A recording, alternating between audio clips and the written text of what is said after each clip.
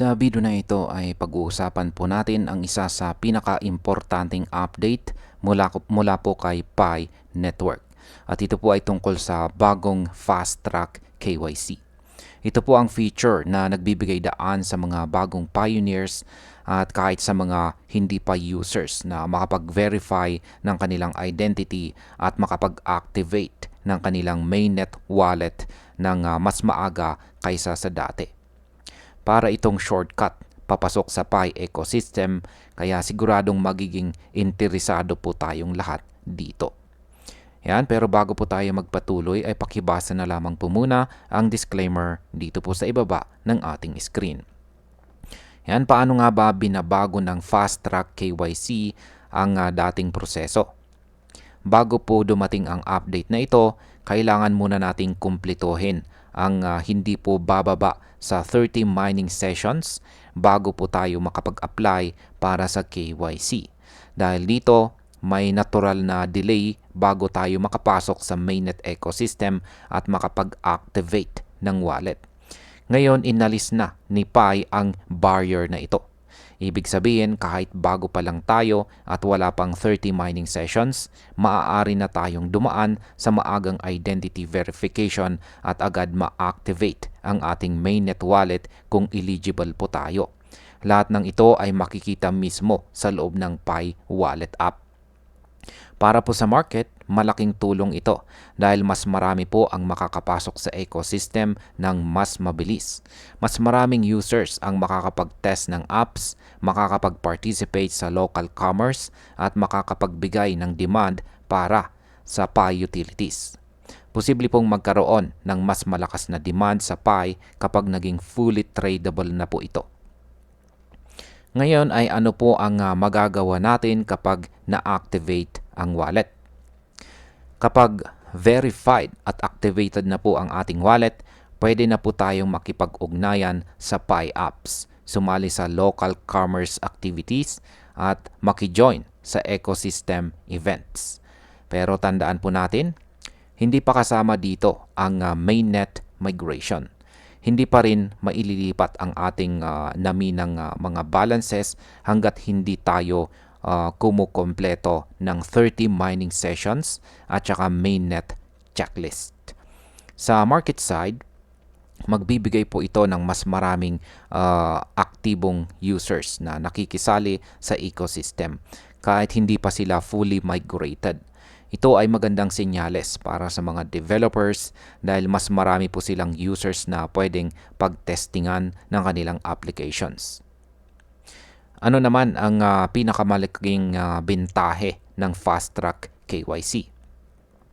Ang pinakamalaking bentahe po nito ay ang pagiging native solution. Yan, ang pagiging native solution po nito.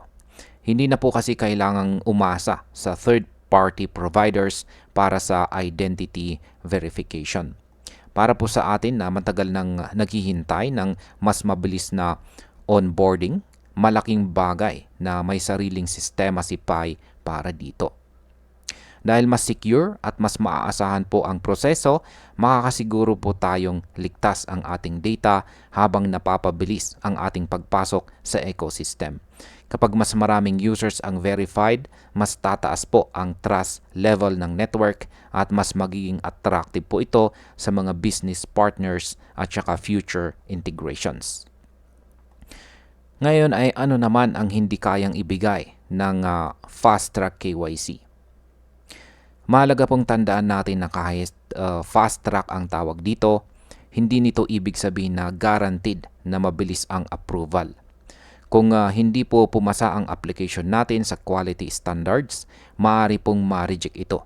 In fact, mas conservative pa ang standards nito dahil automated po ang proseso.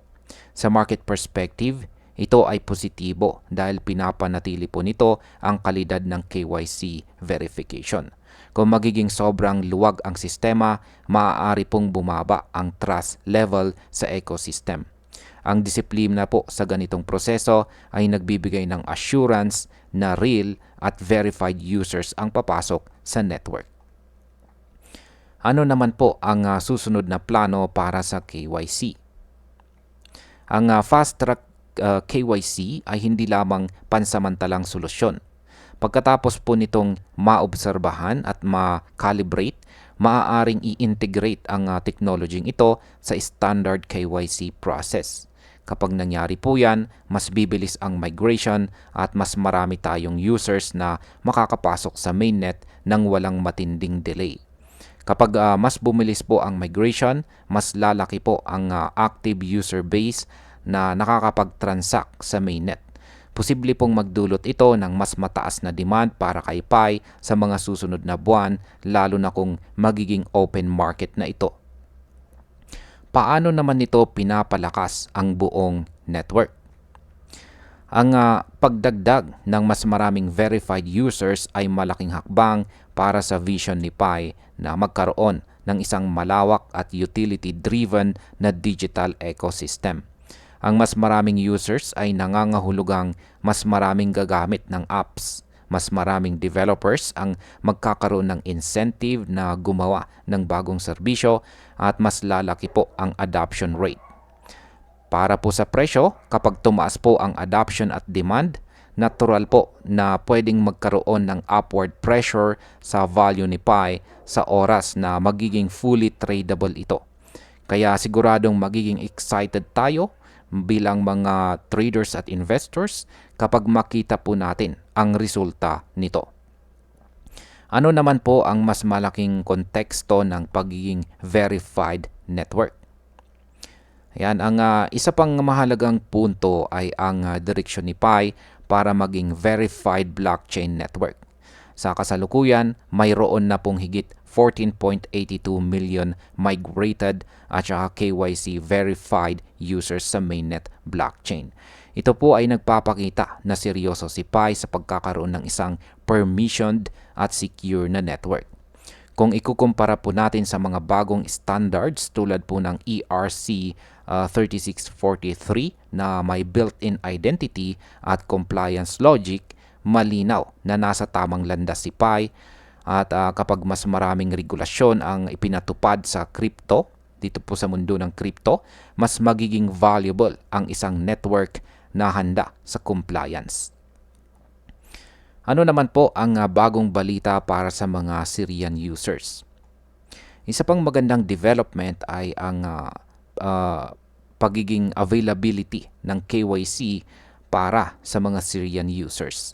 Matapos po ang executive order na 14312 na nagtapos po sa Syria Sanctions Program, maaari na ring magpa-KYC ang mga eligible users sa bansang Syria. Para sa market, ito po ay isang sign na unti-unting pinalalawak ni Pi ang kanyang global reach. Kapag mas maraming bansa ang makakapasok, mas lalaki po ang kanyang community at mas lalaki ang potential demand para kay Pi. At ayan, bilang panghuli, ang opinion ko naman tungkol dito ay napaka-exciting po ng update na ito. Ang Fast Track KYC ay parang express lane para sa mga gustong makapasok agad sa ecosystem at magsimula ng kanilang Pi journey.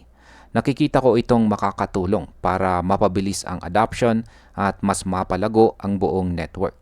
Kung magiging successful po ang team na ito at ma-integrate sa standard KYC process, mas mapapabilis ang migration at mas mabilis nating makikita ang buong potensyal ng Pi ecosystem. Sa tingin ko, kapag mas marami po ang verified users at mas mataas ang engagement sa mga Pi apps, posibleng maging mas mataas po ang demand at maging mas attractive ang value ni Pi sa oras na maging open market na po ito or maging fully open market na. Kaya mga ka-pioneers, ngayon na po ang tamang panahon para maging updated sa lahat ng nangyayari kay Pi Network. Huwag po nating palampasin ang pagkakataon na makasama sa early access ng ecosystem dahil dito po natin makikita kung gaano po kahanda si Pi para sa future or hinaharap ng Web3 economy. At ayan, hanggang dito na lamang po tayo sa video na ito mga ka-crypto. Maraming salamat sa panunood.